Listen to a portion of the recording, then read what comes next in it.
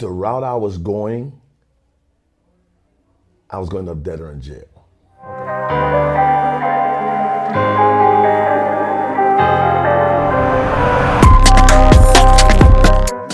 So this is the first episode of Minds Worth Noting. That's the podcast name. I think this is a very good episode because I have one of my mentors growing up. He helped me through a lot of things, and he always gave me that push to want to succeed in life. And he always reminded myself that, you know, who I am. You know, my name is Jackie, and he's just always telling me like, yo, scream your name out. Who are you? And it's a great reminder because this dude has been with me since I was 6 years old. And although we've been through a lot and he put me in my place a bunch of times, he's been a mentor and a life coach for me in many ways, you know, and I just want to tell his story because I feel like this is a very powerful story in many ways and it can help other people as well going through life. So without further ado, this is D.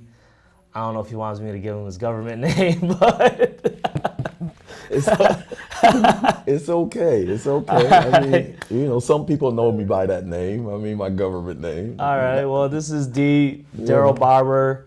You know, if you go out to LA, he's called World. The man, the myth, the legend. Same toothpick. Wow. You know that's been a question every time I see one of y'all too. Is that the same toothpick?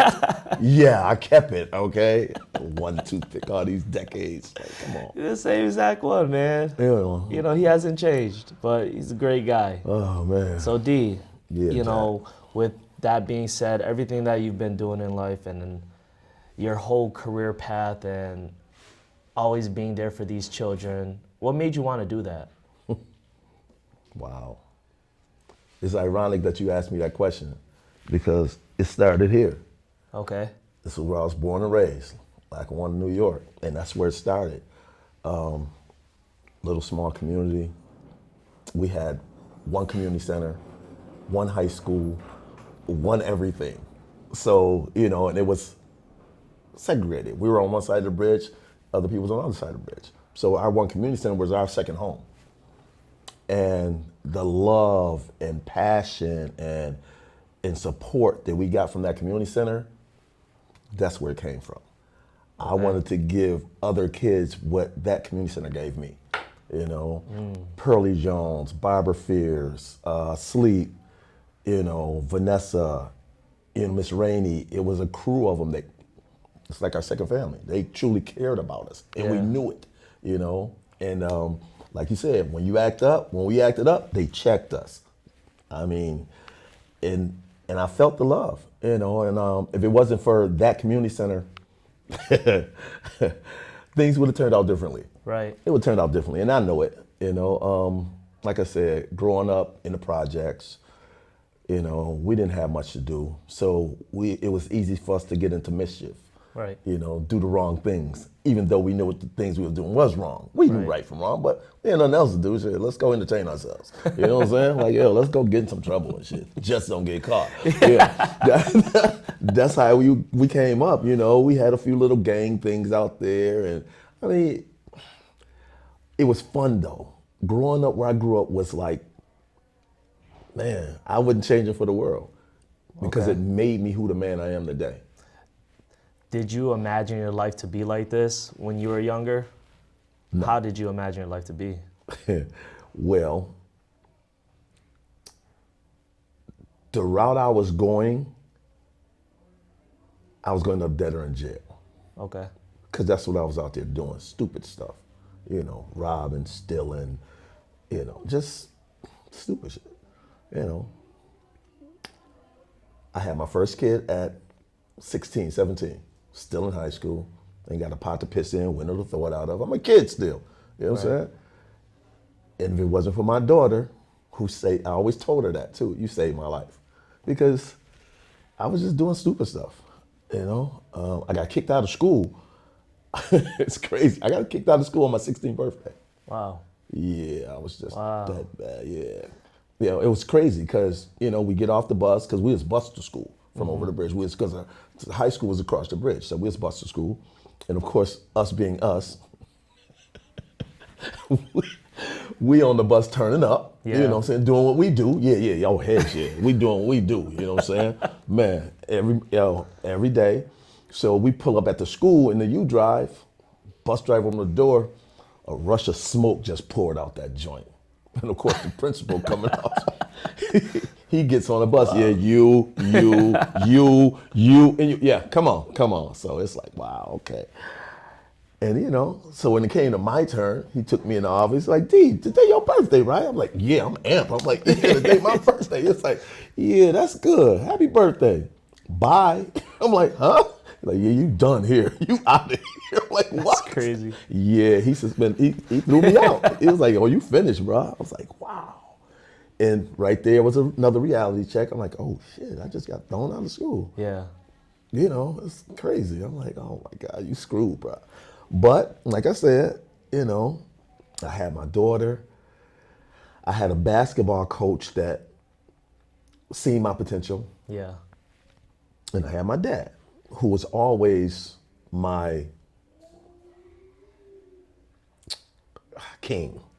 You know, he was, you know, I am him. Yeah. I am him. You know, even though when I was younger I wasn't. As I matured as a man, I became my dad because he showed me what it meant and how it was to be a father and to be a true man. I got it from him. He led by example.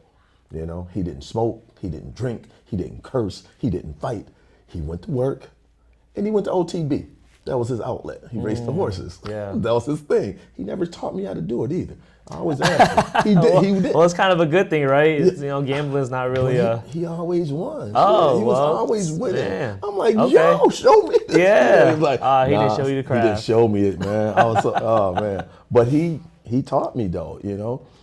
He was a thinker, a talker. He read his Bible every day. He was a truly great man, you know. And he taught me, you know. And as I got older, you know, like I said, once I got kicked out though, that was a kicker. Yeah. So my basketball coach and my dad came to school. We was in the principal's office. They convinced the principal to let me back in. Okay. You know. So that's good. Yeah. So now I got a new start. I got a second chance. So would you say that would be your turning point in your life? That was the turning point. Okay. That was the turning point right there. I had a decision to make. Yeah. You know, I was at the fork in the road. You know, it was like, okay, either you can continue to hang with your little crew, or you're gonna stop being an a-hole and be there for your child. Right. You know what I'm saying? So I was like, okay, I had a choice. I chose my daughter. You know, so I let the little crew go. I got back into school. I started playing basketball. First, I went out for the football team though. Yeah. Because we played all sports growing up. Right. You know, I was pretty good at football too. You know, but tryouts was like crazy. It was raining. It was muddy and it was cold. So, you know, I'm out there. Me and my boys, we out there. You know, we doing up and downs in this mud. And I'm like, yo, I don't know what this is for me. I was like, wow, okay. So the next day, it was basketball practice, tryout. I'm like, shit, I'm going in the gym. It's warm. I ain't got to worry about the elements. So that's when I switched over to playing basketball. Yeah. You know, and it took off from there. You know, like I said, my basketball coach, you know, like I said, I was the only dude on the team with a kid. My coach didn't even have a kid. Right. I'm the only, you know, I'm like, that's crazy. Yeah, I got a baby. Yeah. I'm like, okay. And everybody knew it. I mean, you know, it was all good, you know. And that's when it changed for me. You know, I had to make a decision and I chose my daughter. And, you know, I didn't have nothing to give her at that time other than love. Right. That's all I could give her. I remember the conversation me and my dad had when I told him that I was going to have a child. Never forget it. We was walking down Main Street. You know, this was back in the day. I think Woolworths and stuff is still on Main Street, you know, and across from the mall. Yeah. We walking down, I'm like, Dad, Michelle pregnant. He was like, okay, well, always be there for your child and never let another man raise your baby. That's all he said to me. Conversation was over. Now I'm waiting for more. I'm waiting for him to be like, you dumb, you know, something. Yeah. That's all he said to me. And I'm like, okay. And that's what I did. You know, the earlier years, all I could do was give her love. That's all I had. I was still in high school. I had no job, no money. I'm like, yeah, okay. So, I spent time with her and watched her when I could and, stayed around her. And it was crazy at first, but, it worked out, and to see us today, it's just, it blows my mind really to see her and me today because where we came from. Right. My firstborn child, she basically, and I don't even think she knew it, but she followed in my footsteps. She worked with kids. Yeah. You know? Yeah. She worked with kids and she's great at it. She's great at it. I got the opportunity to work with her at the charter school that we was at. Right. Yeah, you were the gym teacher. Yeah. Yeah. I had the opportunity to work with her, and for 3 years, it just blew my mind, the respect they gave her and how the kids loved her and respected her and looked up to her. I was like, wow, that's dope. That's my baby, Right. So that pride kicked in every time I came to work and and I seen her every day. So me and her built more memories like that too, but yeah, that's where it comes from, Started in LA. Yeah, that's powerful. So you would say that your father was a huge influence in your life. Yeah. And your basketball coach. Yeah. My dad was, like I said, he taught. My dad was like Martin Luther King, Mahatma Gandhi. He was one of those kind of men. Yeah. He was all about nonviolence. Which was crazy for me growing up where I grew up because he was like, violence never solved anything, son. Right. You don't have to fight to solve your problems. Where my mother was the total opposite. They was like night and day. Right. My mom was a hell raiser. She didn't care. Let me tell you this story.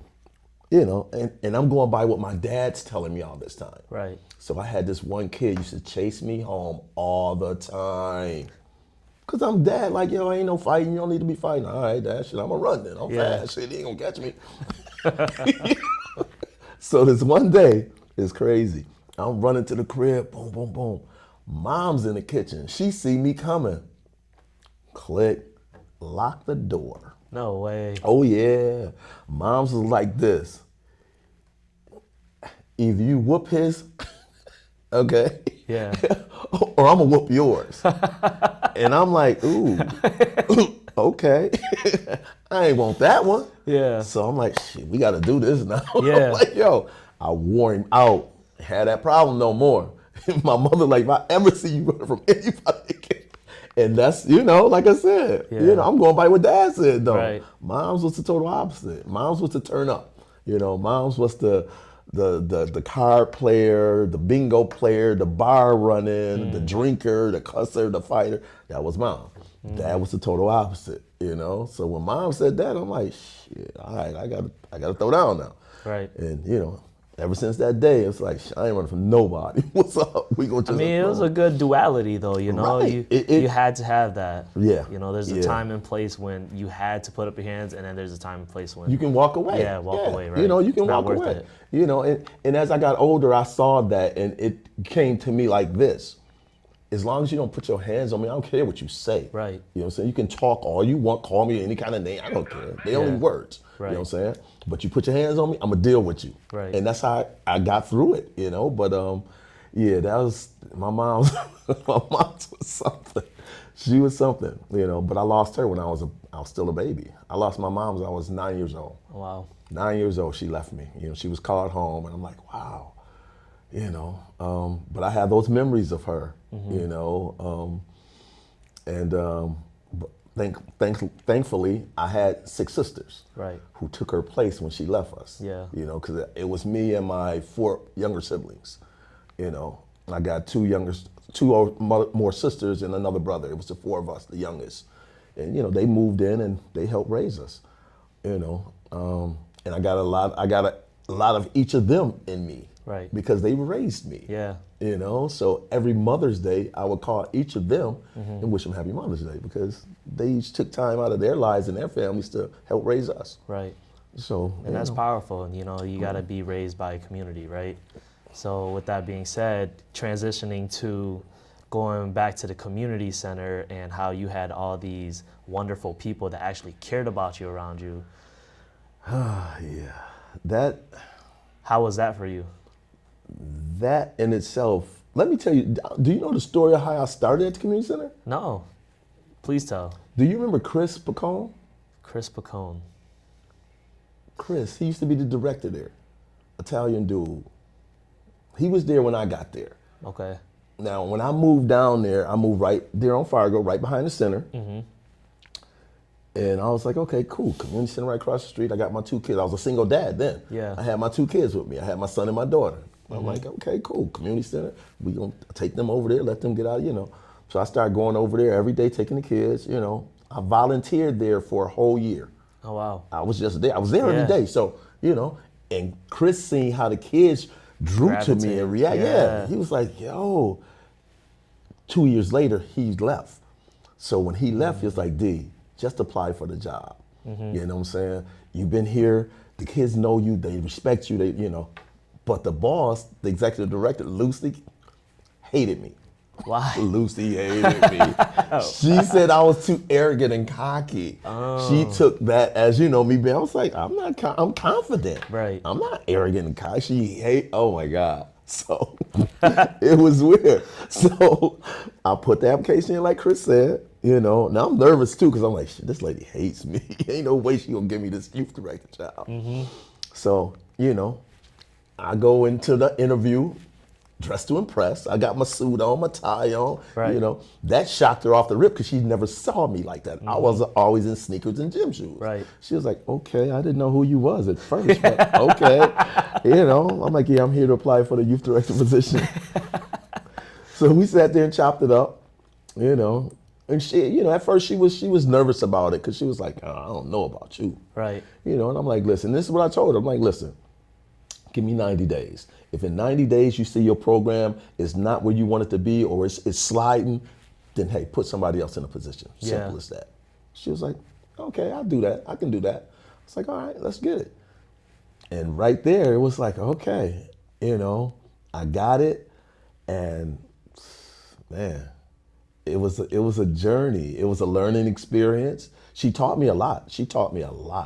Because I was one of the kind of people that I'm not just gonna let you yell and scream at me, So I'd be in the hallway, having full out debates with parents. Yeah. What I'm saying? So Okay. she had to come out. She was like, D, come here. Like, you can't do this. I'm like, well, boss. She was like, I understand that, but you have to bring them down. Right. Control your tone. And I'm like, okay, I got you. So after that, I would pull the parents away from the kid or whatever, go somewhere separate to my office or whatever and talk to them and, and resolve the problem.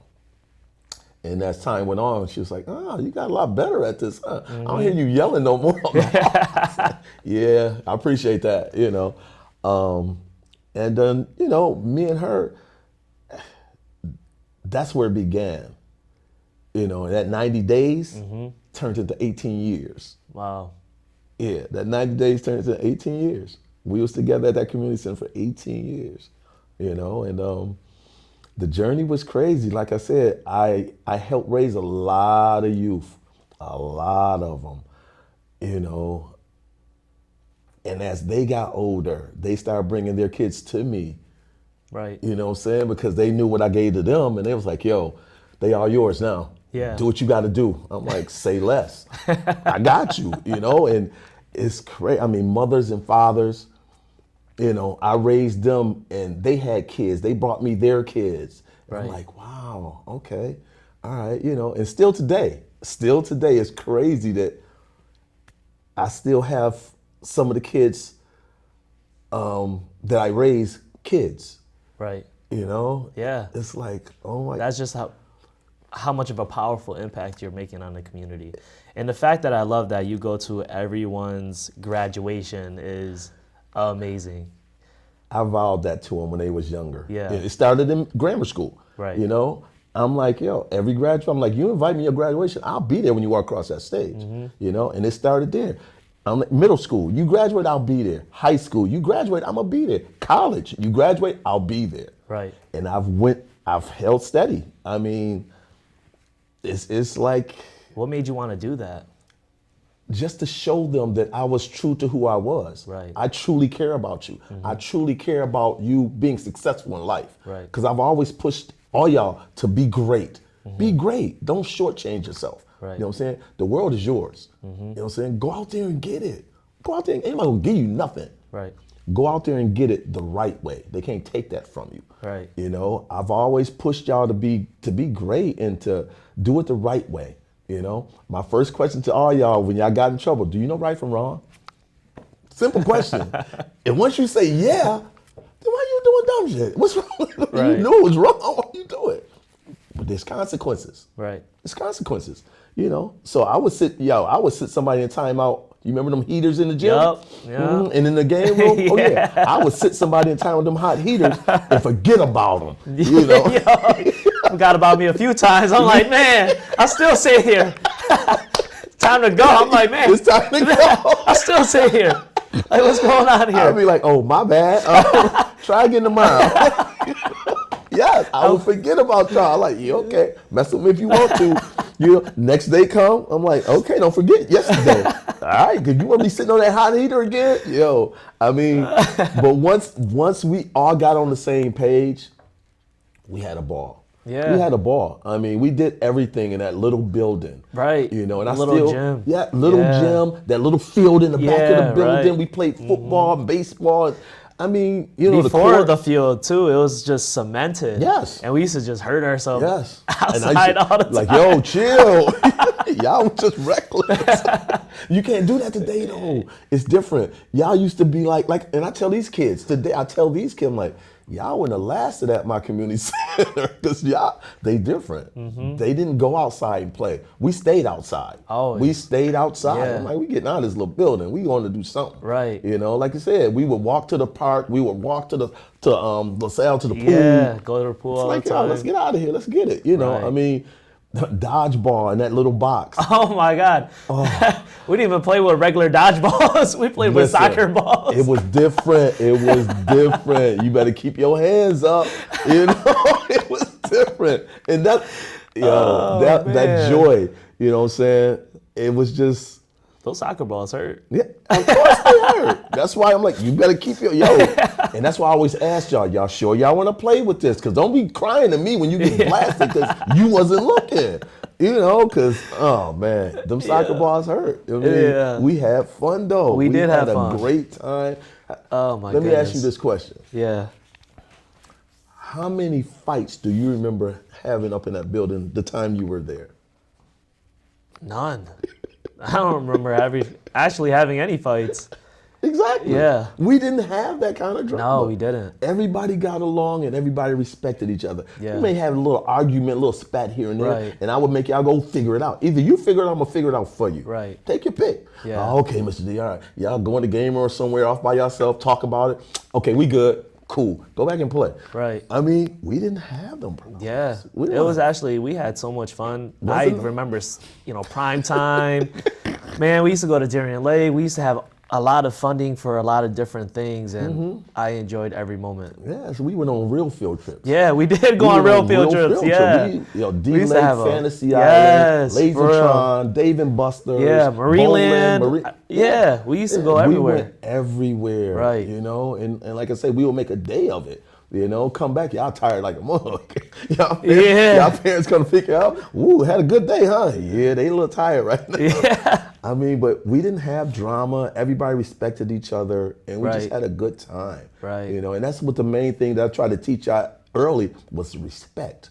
It's all about respecting people. You know what I'm saying? I mean, respect goes a long way. Right. You know, and it's not given, it's earned. Right. You know, so, you know, you guys got that. That's why we didn't have fights and stuff up in our building. We didn't, you know, y'all came there and y'all knew that was like y'all second home. Right. Y'all came there and it was like all chill. Yeah. You know, right off the bus, right from school. It's like, all right, what y'all do when y'all first got to the building? Our homework. Exactly. Our So, homework. you got homework? Go get it Yeah. done. Go get it done. Yep. You know what I'm saying? We're going to make sure it's right. So when you go to school in the morning, here you go. You turn it in. Right. You know what I'm saying? Once you finish your homework, that's the day is yours. Right. Turn up, have a great time. I mean, and that's, you know, that's how it was, you know, and I loved it. I loved it. I absolutely loved it too. I love, you know, molding you guys to be positive, great young people. Right. And to see y'all now doing what y'all all do, I'm like, yo, it was worth it. Yeah. It was worth it. It was worth every minute of it, every headache of it, you know, like the Shafis. Prime example, you know, our Arabian loved ones. They mother used to come up there every day arguing with me. Not my kids, not my kids. Now she used to go to the big boss with it. Yeah. You know what I'm saying? Then one day Lucy was like, yo, I'm sick of this. You deal with her. Yeah. And I was like, okay. And she told her too. She's like, you got a problem? Mr. D deals with your kids. You got a problem, you go to him. Don't call me no more, don't come to me no more. Yeah. After that, we had no more problems because I took her in the office and I talked to her. Listen, I treat your kids like I treat every other kid up in here. Right. Your kids do something wrong, I'm checking them. I'm sorry, you know. And sure enough, she went home, I guess, and talked to her boys and girls, and I had no more problems out of her. We like this today. Right. You know what I mean? Yeah. You know, and it's like, it's all communication. Yeah. You know, it's like, no, I never, when y'all came in through that door, I treated y'all like y'all were my kids. I raised, I'm gonna treat y'all the same as I treat my kids. Ain't no different. I'm gonna give you the same thing I give my kids. Right. You mess up, consequences. You do right, I'm gonna reward you. You know, and that was my whole thing about y'all bringing in y'all report cards every marking period. I want to see where you at. You do, here, I'll hit you with some dollars or with your favorite meal, whatever you want. Right, I got right. you. Yeah. You know what I'm saying? I done bought a couple pair of Jordans for kids that you on the honor roll. Oh shit, you deserve it. Yeah. I mean, that's just how it was. Yeah. You know, I always felt that if you was to give a kid an incentive, especially when you know a kid has it in them, Right. and once they reach that incentive and know that they got a reward coming, that's just a little more oomph to push them like, because once you do it, you can't tell me you can't anymore because Right. I done seen you do it. Yeah. I know you didn't do it just for that incentive because you're capable of doing it. So now I want to see it all the time, all the time. And it's teaching them good principles as they start growing up, because then that's how they're gonna work hard for whatever they want in Whatever life. they want. Yes, yes. And then, you know, and it makes a big difference with a lot of kids. And first you have to get to know your kids though. That's Right. the most important thing. You know, I got to know all you guys. You know, one way or another, was it sports, playing cards, you know, we sit out Yeah, playing spades and stuff. Yeah. we were like a family. You Yeah. know, Ramadan came for our kids. Right. They would be there all day. You know, we feeling sorry for them. And that's another thing. I would fast with them during Ramadan. Right. Because I'm like, okay, y'all do it, I'm gonna do it with y'all. Yeah. You know what I'm saying? I mean, we couldn't eat till the sun went down. Right. They would go home, get the food, bring it back to the center, and we would sit there and eat together. Right. I'm like, yo, y'all sure y'all want to be home with y'all? Y'all been here all day. Yeah. They would come back and we would eat. It was just, those were good times. Those were good times, and man, I wouldn't change it for the world. Right. I wouldn't change it for the world. What was the most challenging time you've had as a youth director? Challenging time. Well, I have to say it was probably the 2 times that I thought I was going to lose a kid. You know, one kid had an asthma attack on me. It had no inhaler, you know, and this kid is out here wheezing. Now, we done made the calls, ambulance and parent, like, yo, how you gonna see your kid? No, you know your kid got asthma. Half the West Side got asthma. Ain't none of them got no pumps, though. Like, where your pump at? They running around having a good old time. Where your pump? Oh, my God. So that's the first one. This kid was like, ooh, you know, we standing outside, you know, so I'm trying to, you know, breathe in this bag, you know, just breathe, slow it down, you know. I'm talking to her, trying to keep her right, you know. Thank God, finally, her mother came before the ambulance did with her inhaler, you know, and, you know, that one's passed. The next time I had a kid, had a seizure on me in the back on the basketball court. Now, that one messed me up, really, because all I kept saying to myself is, God, don't let this kid die in my arms. You know, I mean, he was seasoned bad. It was like 90-something degrees, hot as heck, you know. Now, I'm in my office getting ready to change to come out there and ball with him. You know, we was balling that day. I'm like, okay, I'm a ball, you know. These kids run to my office, Mrs. D. I forgot the kid name. He wasn't a regular there. He was there with one of his cousins, you know. Such and such is on the ground season. He having a seizure. So I run out there and I'm like, and don't nobody know what to do. So everybody freaking out, panicking. You know, I'm like, oh my God, this kid is seasoned. I mean, like, Whew. So, I'm like, get some ice, let's cool him down because he was hot as hell. The kid hadn't eaten, hadn't taken his medication that day. I'm like, yeah, you gonna seize. I mean, and I guess the sun is what caused it. That's what the paramedics said when they came to get him, And it seemed like they took forever. You know what I'm saying? And I'm holding this kid like, so he don't bump his head, trying to get him off this hot concrete. Right. Because the ground, I'm like, oh my God. I'm sitting here on the ground with this kid and I'm like, oh my God, please don't let this poor kid die on me. And that whole episode, that messed me up for some months. That was in my head that this kid almost died. And it's like, so, those were the two most stressful times for me at the center, because I just, like I said, that lasted a long time. All I saw was this kid, eyes rolled back, convulsing. I'm like, oh no. And, people crying. And I'm like, oh. So me being a youth director, I got to keep my shit together. Right. You know what I'm saying? Somebody got to be on point here. And I'm like, okay. But those I think were the two worst times for me, But the transition came though, when I left Westside and came here to the Bell Center. Yeah. That was in 2015. I left the Westside in 2015. Great memories. They still got the mural of us up on the wall too though. Oh, that's good. Yeah, the mural's still up on the wall. You know what I'm saying? We can last forever. Right. Well, until they get tired of seeing us. Be like, who is these folks? Yeah, who are these guys? Who the heck? Take this dunk down. Yeah. Yeah, we still on the wall though. We still on the wall, man. It's like, wow, that's lit. It's lit, And when I see, like, we just had a Say Yes function down the Canal side for What is that? Say Yes is like a community-based organization that runs programming, educational programming during the summer for the youth. Got it. It's a educational component during the morning. I think it's from like 8:30, 9 o'clock to 12.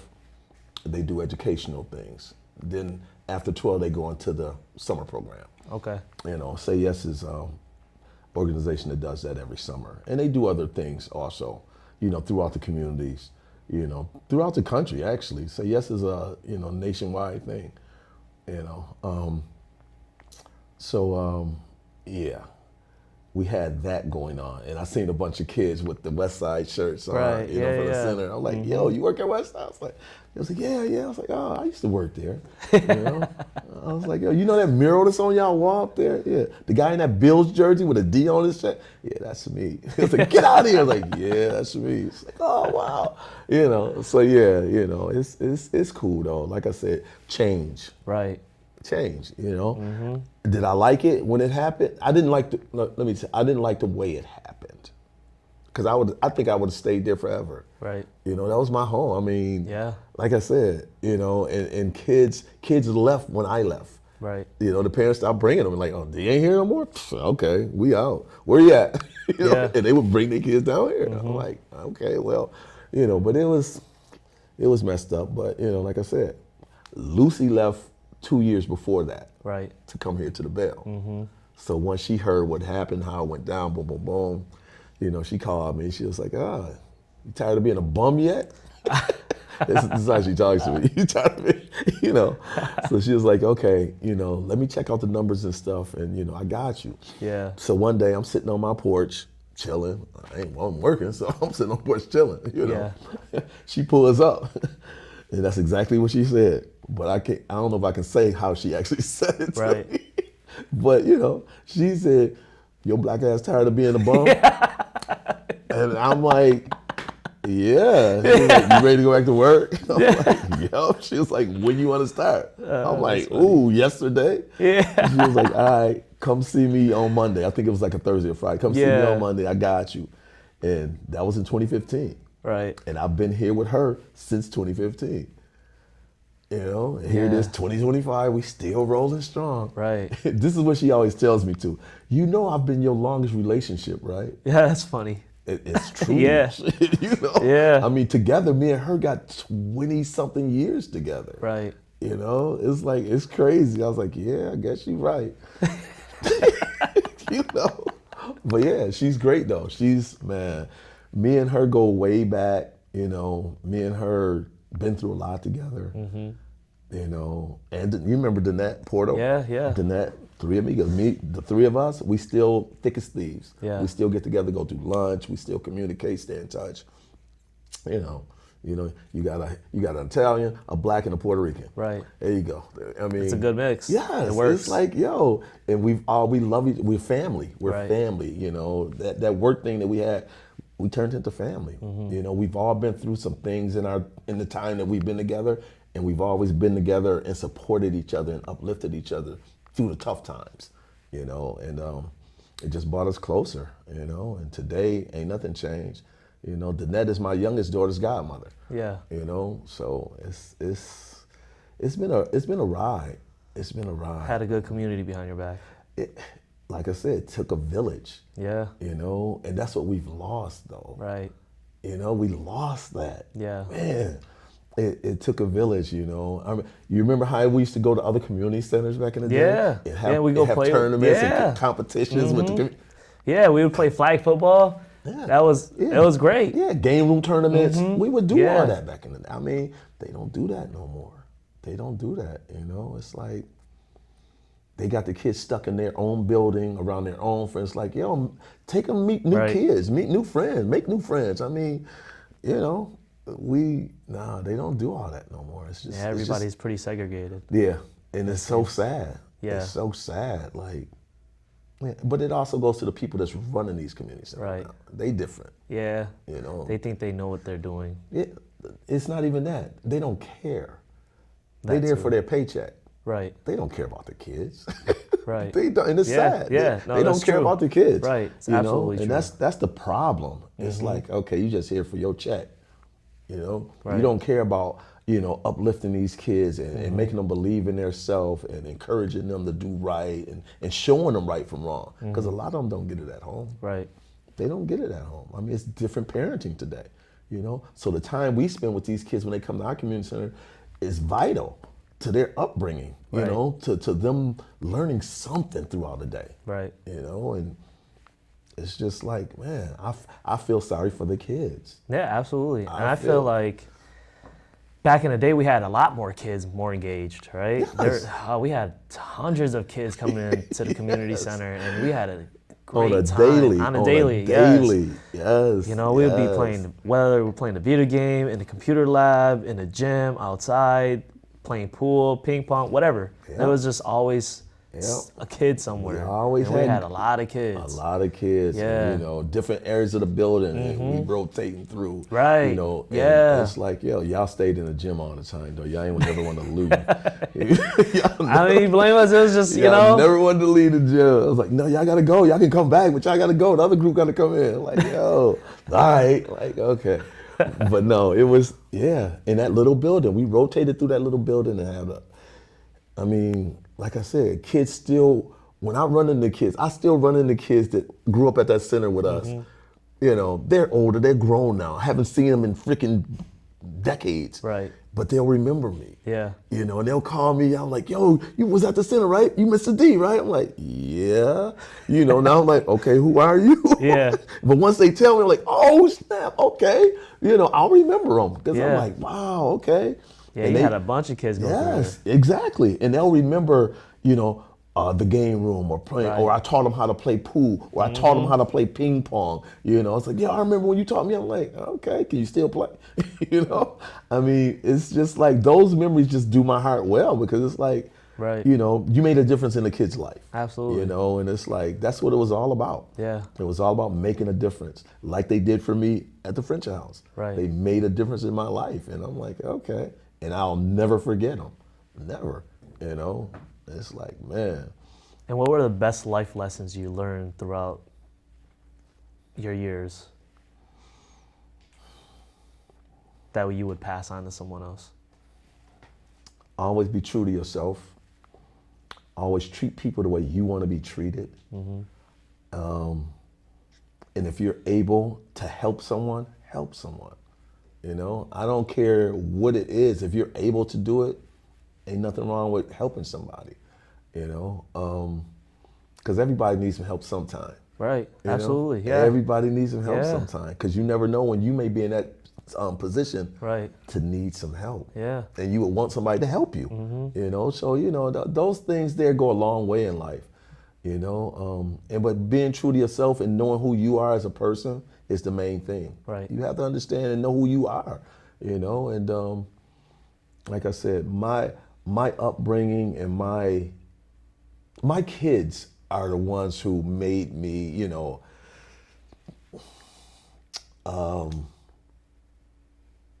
my kids molded me into this person. Yeah. You know, being a father was like,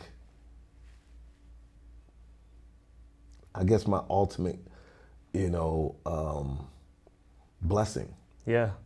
You know, because I wanted to be the same father to my kids as my father was to me. You know, and I always talk to him and tell him and my mother, you know, I hope y'all proud of the man I've become, the father that I am today. You know, I always do. You know, I go every Mother's Day, Father's Day, I go to their grave sites and talk to them and, you know, clean them up and show them love. But my kids, I mean, when I started out this, I never thought I would have 6 kids. Right. You know, I mean, I got 6 kids. 4 I helped conceive, 2 I adopted. You know, but they're all mine. My Right. adopted children were not biologically, but I raised them Right. as mine. They carry my last name, so Yeah. they're my kids. Right. You know what I'm saying? So, and I taught them to be who they are today. Right. Me. I mean, so they my kids. Blood don't always make you family. Right. Blood don't always make you family. And I tell them that too. It's like, yo, you mine. Shit, what's your last name? Oh, okay. Yeah. You know. And all my kids know each other.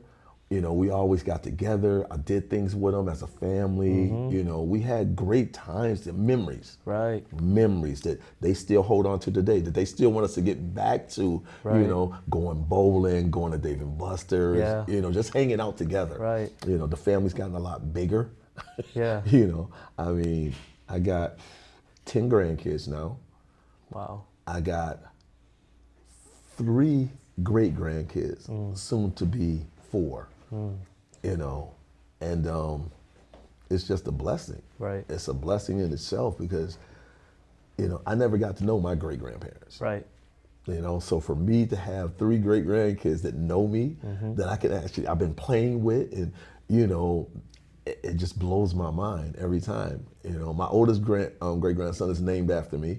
So it's like, wow, you know, it's just, I don't know, you know, I was born to be a father. Right. You know, my father taught me and showed me. I'm like, I'm gonna be just like you. Yeah. You know, and that's what I've always tried to live up to his standard. Right. You know, and that's why I the same thing with working with kids. I always try to give them what I felt they needed to be successful. Right. And a lot of them didn't have a positive male role model in their lives. Absolutely. So I was like, okay, if I can be, you know, a positive role model to you, a father figure to you, I'm willing to do that. But are you willing to give me what I'm gonna ask of you to make you who you know you can be? Right. You do your part, I'll do my part. And a lot of them was with it. And a lot of them, man, it's like I said, it's a blessing. They're a blessing. You guys are a blessing to me. You know what I'm saying? Because y'all kept me young. Y'all truly did. Y'all kept me young. People say that to me all the time, like, damn, why you still look the same when I was 5? Yeah. Since I was 5. Since I was 5. It's like, well, y'all kept me young. Yeah. Shit, you know, running around playing with y'all. Man, it kept me going. And see, and I was that kind of person though. Yeah. I'm out there playing with y'all. I'm not sitting there watching y'all play. Shit, I'm gonna play with y'all. Let's go. Right. Yeah. Let's do it. Engage, You know, because then it shows that you actually care. That competitiveness. Yeah. I made y'all so competitive. Right. Yeah, that too. Yeah. Y'all was competitive as heck.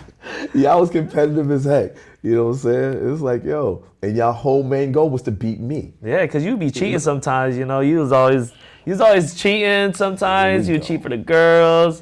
That was different. And then That you was would cheat. I don't know, man. That was different. I did not cheat for the girls.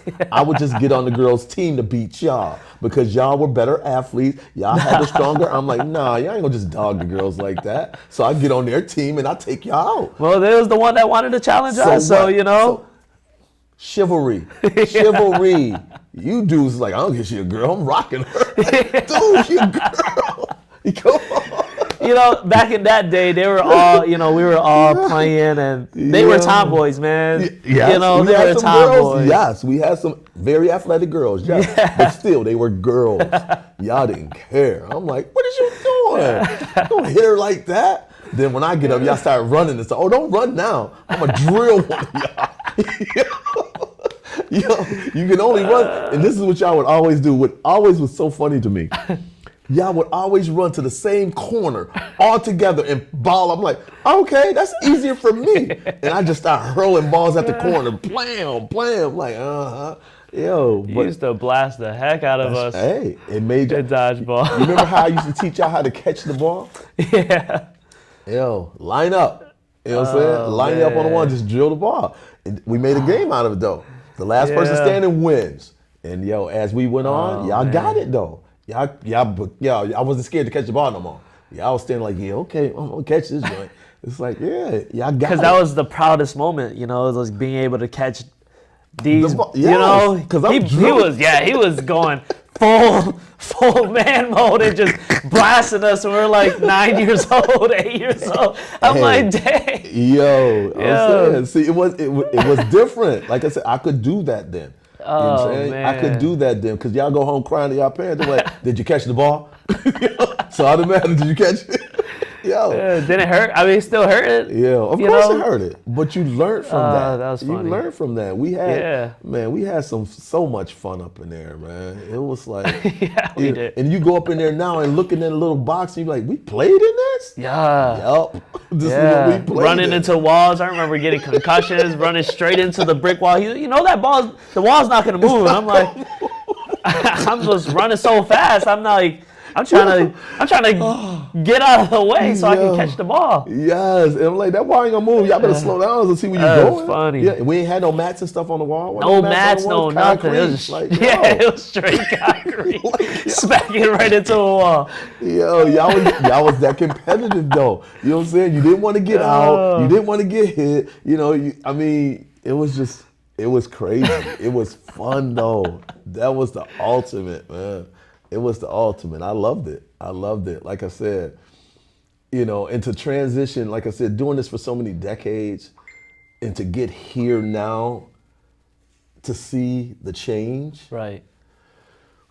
We got to bring it back. You know, I feel like it's the one thing that is a huge factor is obviously politics, within the organization. I feel like a lot of politics keep a lot of the finances not being able to have these kids enjoy it as much as we did. I loved going to prime time. I loved coming in every summer because I already knew I was going to Dare Lake. Summers was fun. I was going somewhere. And that's what summer is supposed to be for kids. Right. You done worked all school year. Right. You did, but this is your fun. Yeah. So when you go back to school, you got stuff to talk about. Right. What did you do this summer? Yeah. And I went to prime time. We did this, that, and the third. Yeah. Because a lot of these kids growing up, they don't have that influence where their parents can take them to Fantasy Island, Darien Lake, to the splash pad and everything. Yeah.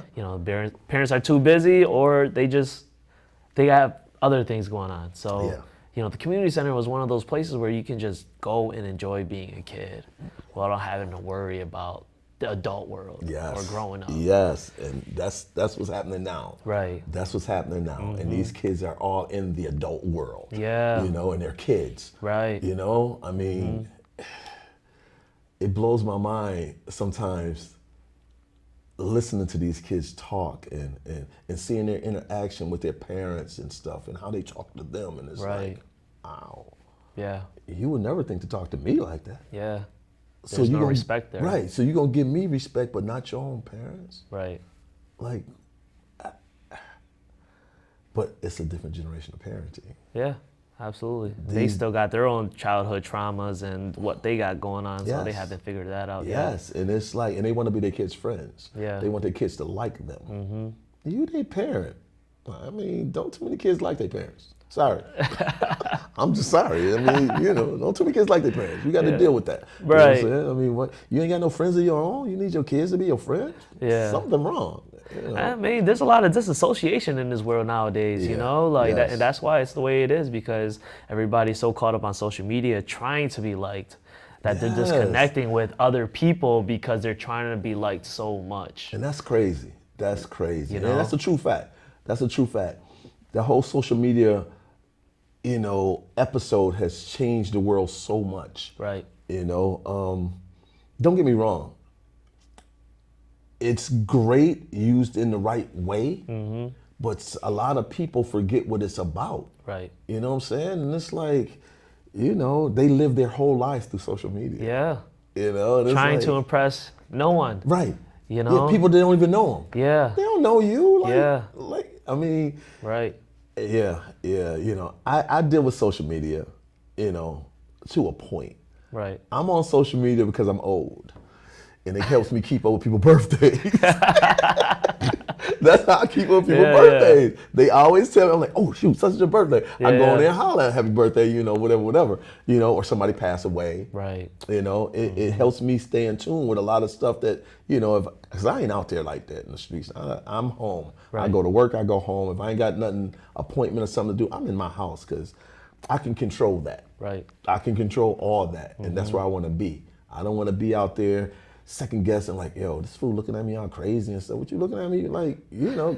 People are just mean today. Yeah. And I mean, because they just, I feel like in this day and age, a lot of folks are just trying to watch their back because of whatever reason. it's just they're- a cruel world. Yeah. It's so much hatred in the world. Yeah. People, and people want to hurt each other. Like, people see you, not even see, people think you got something. Right. They come in and try to take it. Right. Like, Yeah. instead of pulling you aside, like, yo, can we talk? How did you get what you got? Right. You know what I'm saying? Follow the same steps and try to, Right. instead of trying to take from someone, Right. learn how to do that. Yeah. Because you can just take it and then what? You're going to go take it from someone else and then take it from someone else instead of actually learning how to build that for yourself. Right. And eventually that taking gonna get you caught up because somebody Right. gonna take you. Exactly. And Yeah. it's like, was it worth it? Yeah. Like, Absolutely. and they got away from that. Each one teach one. Right. They don't want to be taught. No. Like I said, Yeah. they figure it's easy to just go and take. Right. I'm like, And this is why, being such an influence to these kids nowadays, and especially in this day and age, is very crucial, right? To be Yeah. able to try to be a mentor to them. As we were growing up, we had that. yeah. And we actually listened and we took those principles and we ran with it. Yeah. With these kids, it's a little bit different because a lot of young folks are having children and then they are still not in that mentality, because they weren't raised the right way, and they you haven't go. met you There you when go. they were a child too. Yeah. So they couldn't Yeah. get those life lessons that you've taught them to be able to move forward and navigate life. Yeah. So Yeah, that's a true fact. And like I said, I see it every day. I see, you know Talia. yeah. Yeah. Chance comes here. Oh, that's good. Her son. Yeah. Chance comes here. Yeah. And Celeste, her daughter comes here.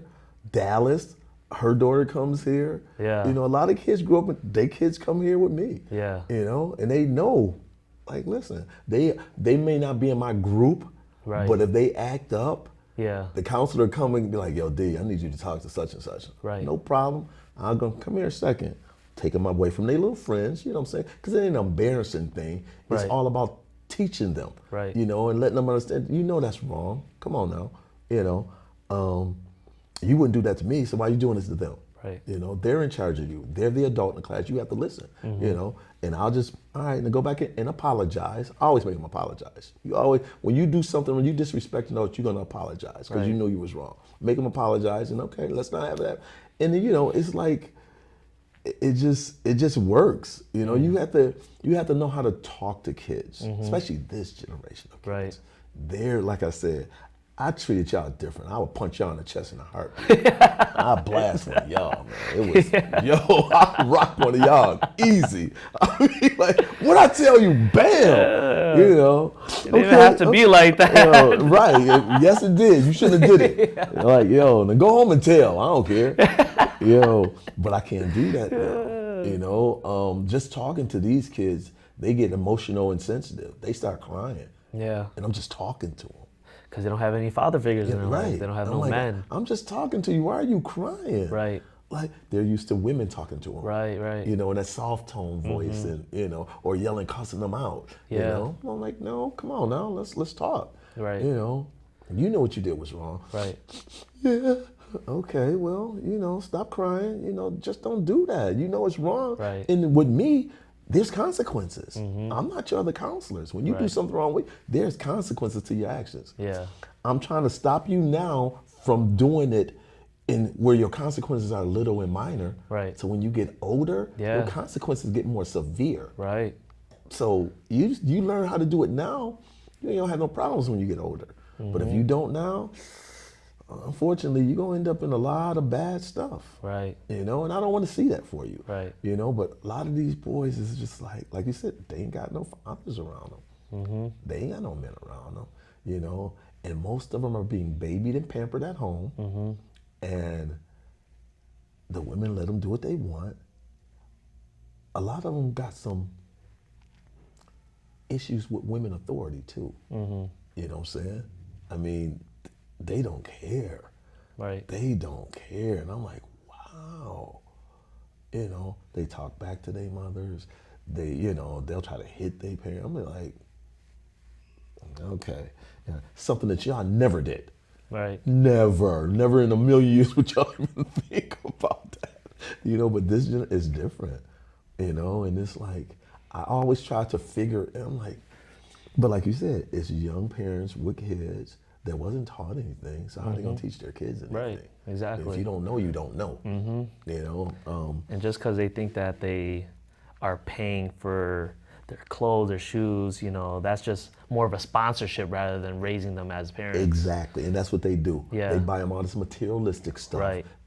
That's not loving your child. Right. Yeah. You know what I'm saying? That's teaching them that materialistic things can buy them. Right. That's all it is. Yeah, absolutely. That's all it is. Yeah. You got them the best Jordans. The sad part about that, why you ain't teach them how to tie them? Seriously, Jack. Why you teach them how to tie them? Jack, listen. Yeah, these kids wear the crazy. flyest J's, but can't tie their shoes. I'm like, Tyson, I don't know how. You 8, you 9, you 10. Yeah. You don't know how to tie your sneaker? Yeah. This is how they do it. They'll take their shoestrings and stick it in their shoe. Yeah, they stuff it. That's not tying your shoe. Right. So after 3 or 4 times of seeing this kid with his string, I'm like, okay, I'll tell you what I'm gonna do for you. For every time I see you with your string untied, you're gonna give me 10 push-ups. And if we in the gym, you're gonna give me 5 laps. Yeah. So now I'm like, listen, I'm giving you an opportunity. Go home, sit down, and learn how to tie your shoe. Right. It's not that complicated. Yeah. And I'll tell the parent when they come, like, listen, such and such don't know how to tie his shoe. Yeah. Oh, I try to teach him. I can't do it. Really? You can't take the time to teach your kid how to. Why you buy him J's then? Right. Buy him some Velcro. Buy him some Velcro. You don't want to teach him? Yeah. I mean, it's bad. Right. It's bad. I'm like, kids coming here fly like a mug. Yeah. Fly as it. Yeah. Can't read, can't write, can't tie their shoes, don't know their addresses. Some of them don't know their birthdays. Man. This is the generation we deal with now. Yeah. And I think it's a perfect opportunity to make a change, though, right? It is, but it starts at home. It does start at home. It starts at home. We can do what we want outside of the home, but if it's not being reciprocated at home and taught at home, that's half the battle. Right. It starts at home. It's like, and they have a lot of million excuses. I'm too busy. I got this going on. I got that going on. I don't have time. There's always something about not having time. But they're at the club turning up every weekend. Yeah, well, priorities, right? Exactly. Priorities. Yes. They're trying to look for the next person. They ain't got time for their kid. They want us to raise their kids for them. Right. But they want us to raise their kids the way they're raising them. Right. They don't want us to raise them the right way. They don't want us to give them discipline and consequences and check them when they're wrong. Right. They want them to let them, you can talk back to me, so what? Ooh, no, not me. I'm sorry. You ain't talking back to me. You know what I'm saying? I'm the adult, you're a child, play your position. Right. But it's bad. A lot of them, I feel like a lot of these parents also have that childhood trauma where they kept them stuck as a child as well. And they're still looking for that emotional support themselves and trying to find someone to help them navigate through life as Yeah. well, you know? Yeah, There's- that's true too. But they're afraid to ask for help. They are. I think it's not a being afraid. I think it's more so pride. Pride. It's a pride. Yeah. Oh, yeah. You know, Oh, they yeah. don't They want to very be prideful. Yeah, they don't want to. They're egotistic. They don't want to Yeah. have that pride to be like, hey, I actually really do need help. Yeah. Yeah. You know, I actually do want to make a change in my life. Yeah, to- yeah, they're very prideful. Yeah. Yes, that's that. You know, and I tell them all the time that pride gonna tear you down. You know, I mean, everybody needs some help sometimes. Yeah, everybody. You know, it's okay to say Yeah. I don't know, I Right. need help. It's okay. Right. You know, but like you said, that pride just, wow, it's a mean thing. Yeah. It's a mean thing, It especially is. today. Especially today. You know, but it starts at home. It all It starts does. at home. And sometimes, though, even if they do ask for help, there's other people that aren't even willing to help. That's also another part, right? Yeah. Some people just aren't willing to help, and Yeah. it's sad. They'll help to the best that they think that they can help Right. with, but they don't want to help to the full extent of giving that actual help. But also, you have to find the right person that's willing That to be too. invested in you. Yeah, You know absolutely. what I'm saying? Yeah. I mean, if you find that right person, then you okay. Right. You know, don't just go to anybody and be Right. like, yo, I need help. Like, Yeah. they gonna look like, so what? I do too. Yeah, exactly. I do too, right? Yeah. But you're not the only one that needs help. I actually need help too. Right, Like, right. So you can't just go to Yeah. anybody. You know, you got to make sure that you're going to the right person that's willing to, you know, invest in you and try to help you. Like I Right. said, they're not guaranteed to be able to help you, but at least they're trying to help you. Right. You know, and you never know who you're going to find on that path that's going to be able to give you what you actually need. Yeah. You know, but you know, you got to start somewhere. Yeah. You got to start somewhere, you know, Absolutely. and that's about admitting you need help. I need some help. Right. You know what I'm saying? Yeah. I need some help. I mean, everybody needs some help sometime. Yeah. You know? I mean, I've been going through it myself, and I'm like, this is perfect opportunity. You know what? Let me start therapy. You know, let me go Yes. actually get that therapy. And it's been doing great. I go every week, and it's been helping me compartmentalize everything that's going on in my head and figure out what direction or navigate how I want to move. Right, you right. know, moving forward. So Yeah. And see, in our culture, and I don't know how in yours, but in our culture, that's taboo. We don't do that. We don't talk to people about our problems. oh man, same. Yeah, I'd say the yeah, same. we You know, don't- you we just don't stick do it that. out, and you're like, oh, you know, you just gotta toughen it out. Yep. You know, you That's just gotta how be it tough. was. We don't do that stuff. Like, Yeah. I mean, you know, prime example. Wow. I was 7 years old when I saw my best friend get ran over by an 18-wheeler and die. 7 years old. He was 6. 7 years old. You think I went to therapy for that? No. And that's why it's still in my head today like it was yesterday. Right. You know? So I was 7 when he died. I watched this because we was all together riding our bikes. He was the last one to come out of the cut. And this truck just was flying down the street, mauled him. I was the first one to get back to him. Ear hanging off, blood coming out of every part of him. Now me, I'm 7. I don't know. I'm talking about get up, you know, my best friend laying here, you know. Some adult, like, don't move him, baby, don't move him, leave him alone. I'm like, because I'm getting ready, get up. Blood everywhere. And I'm like, wow. You know, and every time I go to Lackawanna, it reminds me of, because in that spot where it happened, they put a stop sign out. Oh, now y'all want to put a stop sign out after he gets killed. Right. You know, 2 years later, my mother died. I'm 9 now, you know, and it's like, wow, okay. And all I remember about that whole thing is a bunch of people coming to the house, bringing food, crying, blase, blase, blah. You know, I remember on the way to the cemetery, we almost got into an accident because some fool ran through the procession. You know, I remember all this stuff, and it's like, but I never went to therapy for none of that. Therapy? We don't do therapy, nigga. Deal with it. Okay. I mean, Right. so, you know, it's just like, and like I said, and it's ironic because they're both in the same cemetery. Right. So when I go visit my mother, after I clean her up, and I go and talk to him and clean him up and make sure he good. And I always wonder how he would be today. Right. I always wonder that. I always wonder how he would be, and it's just, but I never got any, and I told this story before because I was in, it was a training, and it was about that, losses and therapy and stuff, and it was a group of us from different community centers and stuff, and we were talking about it, and I was like, shit. This is my best therapy I'm probably gonna get. So let me let this out. Really. And I sat there and I told my story. Yeah. They was like, wow. I was like, yeah, I ain't getting no therapy. I mean, I dealt with it, And some people just know how to deal with it differently based on how they were raised too, right? Yeah. Some people weren't able to be raised to an extent where they can deal with something like that. So it actually ruins their life. Right. Instead of, them getting that help that they need, and that actually gives them that boost of confidence to be like, now I can do this. Now, yeah, I mean, it's not a day that I go by I don't think about him, and like I said, I grew up with him, but when he passed, I was hanging with his brothers, because we all grew up in the projects together. Right. You know what I'm saying? So I just started hanging with his brothers, and we became tight, and and it's like, wow. Still today, I'm still tight with his two older brothers and his sisters, you know. But it's just, I don't know, And I think too, for me, as I got older, once my mother passed away, I hadn't went to a funeral since my mother passed. When my mother passed away, I stopped going to funerals. Yeah. That was my way of being like, I can't deal with that shit no more. It's like, wow,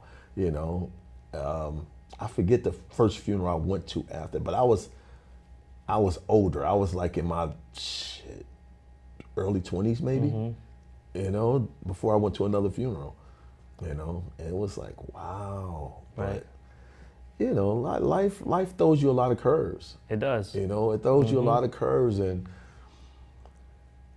like you said too, the way you were raised help you deal with certain things. Right. Especially when you're conscious of it. Sometimes you're not conscious of it then and there. How if your dad, how he didn't yell at you when you told him that you had a child. Yeah. He just said, just be there for her. He gave you that confidence, like, hey, that's all you need to know. This is what I got to do. Yeah. Okay. That's all you need to know. Yelling at you would have been probably the opposite. It would have affected you differently. Right. But certain moments just gave you that confidence, like, all right, this is what I have to do. I have to do it. Yeah. I have to do it. You know what I'm saying? Like I said, I always live my life to make him proud. Right. And I'm like, okay, I'm going to be the same kind of man he was. Right. I'm going to be the father to my kids that he was to me. Right. And to this point, like I said, me and my kids, we all got good relationships. We always stay in touch. They know I'm here for them if they need me. And hell, I can't do no more than I've done. Right. I tell them all the time, I've given y'all the blueprint to this thing called life. It's up to you to go out there and, and put it to work. Yeah. You know what I'm saying? Absolutely. And you can't say you don't know because I gave it to you. Right. This is it. Go out there and be great. Yeah. Go out there and be great. You know what I'm saying? I mean, I'm trying to stick around so, when they get older, they can take care of me and I can start working. Shoot, they dragging. Hey, everybody has their path, I need to be like, all right, Dad, you ain't got to work no more. Cool, thank you. But nah, it's like I said, it's a blessing. It's a blessing. Like Labor Day, I'm having a cookout at the house. Okay, cool. I'm there. Yeah, become cool. I'm there. Everybody, man. I'm there. Our kids again at the center. Yeah. This kid grew up with me, named Gio. Yeah. I don't know if you know Gio, but he grew up at the center with me. I ran into him one day at 7-Eleven. Yeah. I had just got off. I went to get some gas. I'm walking get out the truck. I hear somebody say, "Mr. D, is that you?" You know me, I'm like, yo, I got my joint month. I'm like, all right, well, niggas calling me, so, I'll be like, yeah, now his face still's it, but I didn't remember his name. Yeah. But once he told me, I'm like, oh my God, Gio, okay. He had a story to tell. Yeah. Okay. He was on the drugs. He went to jail. Yeah. He did a bid. Yeah. But now he home. Yeah. Got his family.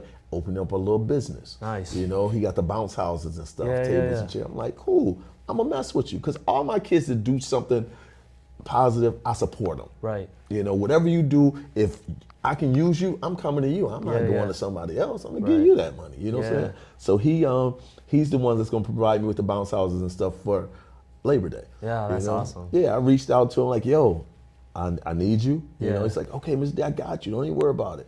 So, you know, stuff like that. Right. You know.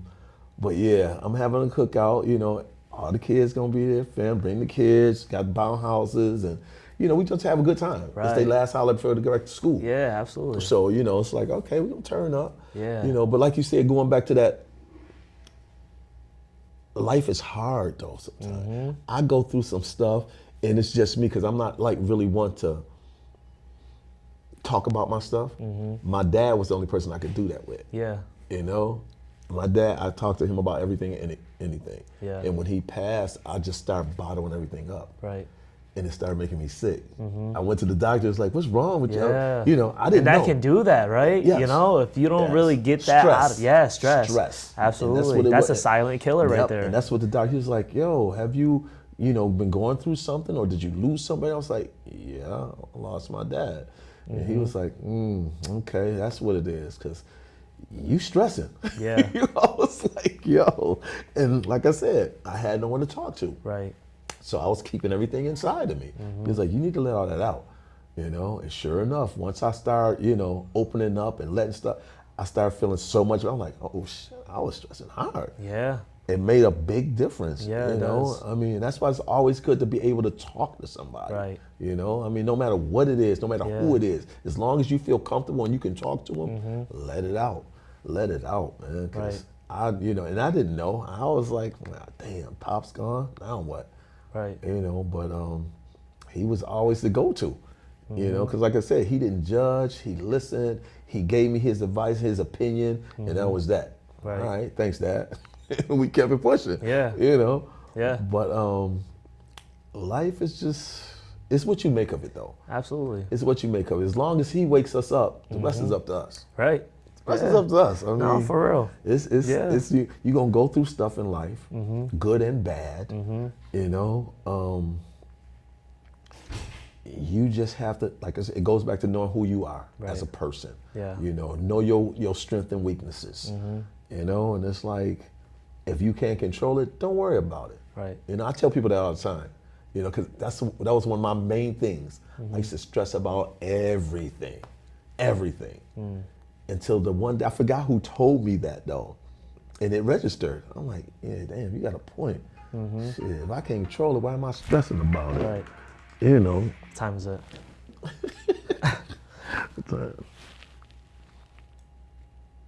11:31. All right. Yeah, we gotta start wrapping this up, but Okay. you know, these moments where we get to sit down and really reflect, and hopefully not only that, it helps with, you know, you, but also help others reflect on, man, maybe I should slow down and start really thinking about, like, what do I really want to do, you know? And like you just said, can't stress something that you can't control.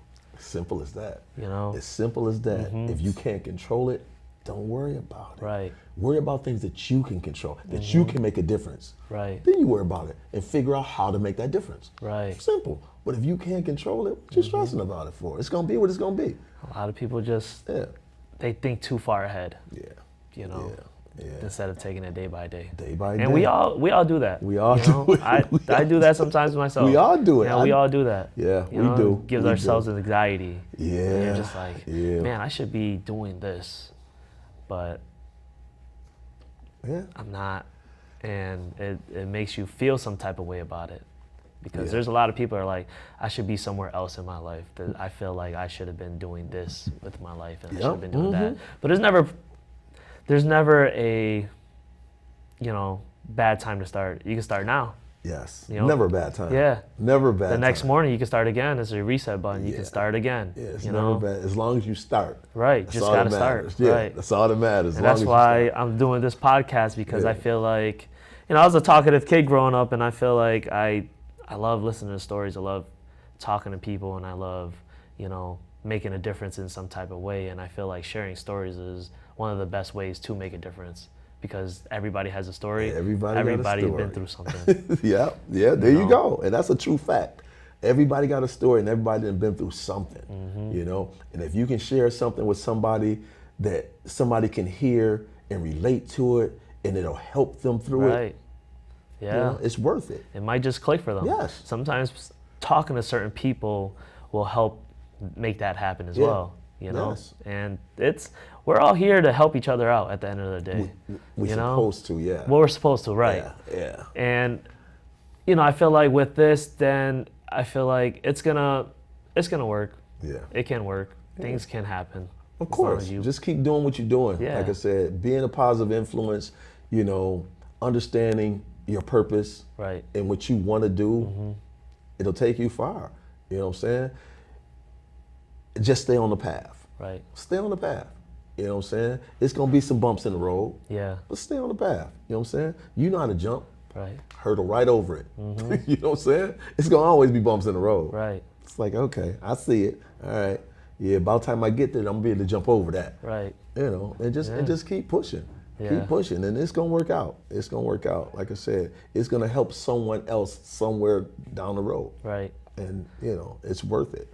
Yeah, that's why I love the community center aspect. I love what you're doing because you've helped so many people. You've helped so many children, and I'm sure they would all come back and be grateful that you were in their life. I am. I know I am, because you've always been that rock. I want to try that one summer. I'm gonna do that though. We should have like a big reunion. Yes. Yeah. Juan, Let's set it remember up. Juan and them? Juan, Francesca. Yeah. Yami. Yup. Yeah. Every time I see Juan, he always tell me that. Yeah. He's like, "D, when you gonna have a reunion?" Yeah, we should, man. We should. And there's so many. Yeah. Yeah. I think that would be a great. It would event. to bring everybody back together with their kids, with their families. Right. See how everything happened. See where they are. See, how their kids are doing. I want to do I think that'd be cool. Front part. It's a lot of space. Yeah. Get a couple tents. Right. You got the playground right there for the little one. Get a couple bounce houses and just get some food trucks there. Yeah, we could get a nice little event going. Yeah, it would be. That would be dope. That's something we can work on. Yeah, absolutely. I would love to put that together. Yeah, let's do it. It's Let so me many. know. Yeah. It's so many. Like, right. Wow. And like I said, they got their families. They doing what they do. And like I said, those are stories that you can also tell. Right. Those are please. A lot of our kids that came through, they was into the gang thing. Yeah. We had that at the center. Little gangs, but they respected our center enough that they never brought that to our center. Right, that was a neutral ground. We didn't have We didn't have that problem at our center. They had other centers in the city. Oh, yeah. We didn't have that problem. Right. We ain't have fights and gunplay and all that drama and getting our building tagged. Right. Because when we got our building tag, I went right to the source. Right. I'm like, yo, I need to talk to you. Come by the building. Yeah. And I'm like, yo, you see this? I don't want to see this no more. All right, D, I got you. And it didn't happen. Right. They took care of that building. Yeah. So it can be some stories too. For sure. It's a lot of them. Yeah. It's a lot of them. No, for sure. And like I said, that's where social media comes in at. Right. Put it out there and boom.